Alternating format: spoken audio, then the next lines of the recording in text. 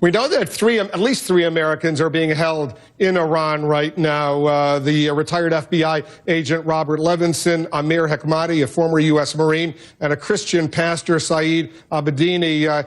The pastor's wife was just on CNN's The Lead, and she made an appeal for the release of her husband and the other Americans. Listen to this.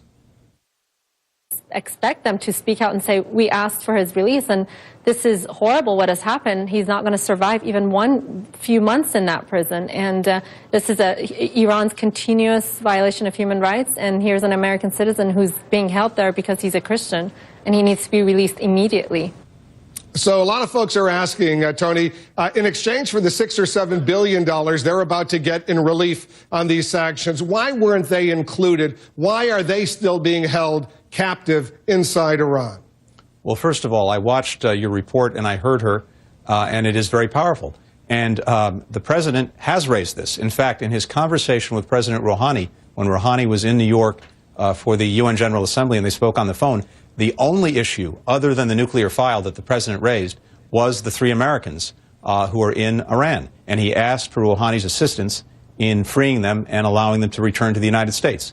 And Rouhani said that he would look into it. With regard to these negotiations, the only subject on the agenda is the nuclear file. There are unfortunately many things that Iran does around the world that we don't like, including its support for terrorism, including its destabilizing activities in the Middle East. None of this was on the agenda for the nuclear negotiations. The only thing on the agenda was the nuclear file to see if we can get to a point where the world is satisfied that Iran has a nuclear program that is only for peaceful purposes, that it can't produce a bomb. That's what we're focused on. But as I said, the only thing the president raised with President Rouhani when he spoke to him, other than the nuclear issue, was the fate of these three Americans and asking that they be returned to the United States. Well, in the case of Saeed Abedini, they apparently intensified his incarceration. They threw him into a more hostile prison environment. That looks like a real slap at the U.S., directly at the president after he raised it with Rouhani.